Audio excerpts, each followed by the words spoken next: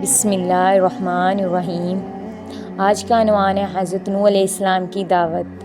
حضرت نوح علیہ السلام اس کلمے کو لے کر اٹھے ہیں اور سامنے پوری دنیا کا باطل۔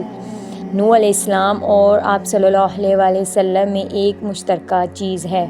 نوح علیہ السلام بھی ساری دنیا کی طرف نبی بنا کر بھیجے گئے اور آپ صلی اللہ علیہ وسلم بھی ساری دنیا کی طرف بنا کے بھیجے گئے۔ فرق بس اتنا ہے کہ اس زمانے میں دنیا صرف اتنی ہی نوح علیہ السلام بھیجے گئے، لیکن آپ کو قیامت تک کا زمانہ دیا گیا اور آپ قیامت تک کے لیے انسانوں کے رسول بنائے گئے ہیں۔ اور نوح علیہ السلام صرف اپنے زمانے کے نبی تھے اور وہ زمانہ وہی تھا جس میں وہ ساری انسانیت تھی اور کہیں انسانیت نہیں تھی۔ اور اکیلے نوح علیہ السلام اس کلمے کی دعوت کو لے کر کھڑے ہیں اور اس حال میں کھڑے ہیں، یا اللہ میں کلمے کو لے کر دن رات پھرا، میں دعوت دیتا رہا، یہ میرے سے بھاگتے رہے، میں نے انہیں تیری طرف بلایا، یہ میرے سے دور ہوتے ہیں، اور میں نے جب بھی دعوت دی میں انہیں تیری طرف پکارتا، یہ منہ پر پردہ ڈالتے، کانوں میں انگلیاں دیتے اور میرے سے دور بھاگتے۔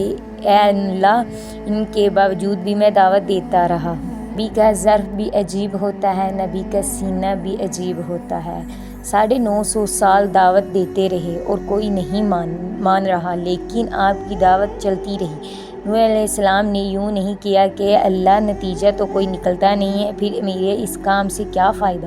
بعض ہمارے بھائی کہتے ہیں تمہارے اس کام سے کیا فائدہ، کوئی ہمیں نتیجہ تو نظر آتا نہیں ہے۔ ہمارے بھائی، نتیجے اللہ نے اپنے ہاتھ میں رکھا ہے اور تمہیں محنت کا حکم دیا ہے، تمہیں بھی اللہ کی عظمت کو دل میں بٹھاتا ہے۔ اور میرے بھائیوں، یاد رکھنا، جب اللہ کی عظمت آتی ہے تو تب جا کے نبی کی عظمت پیدا ہوتی ہے۔ پہلے اللہ دل میں اترتے ہیں اور پھر اللہ کے نبی کی عظمت دل میں آتی ہے، اور جب تک اللہ اور اس کے رسول کی عظمت دلوں میں نہیں اترتی، اس وقت تک اللہ اور اس کے رسول کی بات کا ماننا ناممکن ہے۔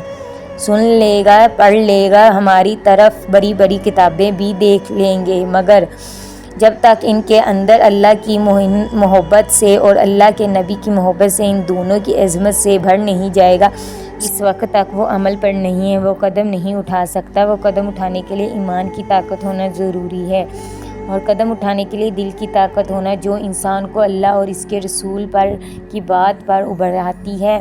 اور اس طرح اللہ تعالیٰ کا تعارف کرواتے ہوئے، دیکھو میرا رب کون ہے، دیکھو تو صحیح رب کون ہے جس نے 7 آسمان اوپر نیچے بنائے۔ اور اللہ تعالیٰ فرماتے ہیں تجھے میرے آسمان میں کوئی کمی نظر آتی ہے؟ ایک دفعہ نہیں، بار بار دیکھو، پھر بار بار دیکھو، تو جتنی دفعہ میرے آسمان کو دیکھے گا، میرا آسمان عیب سے پاک ہے، تیری نگاہ میرے آسمان میں کوئی عیب نہیں دکھا سکتی، اور میں نے ہی آسمان کو تھاما ہوا ہے اور کوئی آسمان کو ٹوٹنے سے روک نہیں سکتا۔ نوح علیہ السلام کی دعوت چلی، اور اس طرح قرآن پاک میں ہے کہ یہ سورۃ نوح علیہ السلام کی دعا ہے، یہ 2 رکوعوں کی دعا ہے۔ لمبی دعا کا مانگنا قرآن پاک سے ثابت ہو رہا ہے۔ بعض نے اشکال کیا ہے کہ لمبی دعا تبلیغ والے دعا مانگتے ہیں۔ میں نے کہا دیکھو، سورۃ نوح ساری نوح علیہ السلام کی دعا ہے، 2 رکوع پورے ہی دعا ہے۔ اے اللہ، بس اب زمین پر ایک بھی چلتا ہوا نظر نہ آئے۔ اللہ تعالیٰ نے کہا بہت اچھے۔ اس طرح کے نوح کی کشتی کی تیاری، اور اسی طرح اللہ تعالیٰ نے فرمایا ایک کشتی بناؤ۔ کشتی بنانا شروع کی گئی، بن گئی، کہا جوڑا جوڑا ڈالو۔ یا اللہ، جوڑے جوڑے کو کیا کرو گے؟ ایک طرف شیر، ایک طرف گائیں، ایک طرف بھیڑیا، ایک طرف بکری، ایک طرف بلی، ایک طرف چوہا، یہ تو ایک دوسرے کو کھا جائیں گے، تو یہ باقی بچیں گے کیسے؟ اللہ تعالیٰ نے فرمایا اے نوح، ان میں دشمنی کس نے ڈالی؟ کہا اے اللہ، دشمنی تو نے ہی ڈالی ہے۔ تو کہا پھر ان میں محبت میں ہی ڈالوں گا، اب کوئی کسی کو بھی کچھ نہیں کہے گا، تیری کشتی میں آئے گا وہ بچ جائے گا، اور جو تیری کشتی سے ہٹے گا وہ برباد ہو جائے گا۔ سب سے پہلے چونٹی کے جوڑے کو اٹھا کر کشتی میں رکھا، تاکہ انسان کو کہیں سے کہیں تک پہنچا دیتا ہے، چونٹی سے زیادہ متوازہ ہے کہ اس لیے سب سے پہلے چونٹی کے جوڑے کو اٹھا کر اپنی کشتی میں بٹھایا۔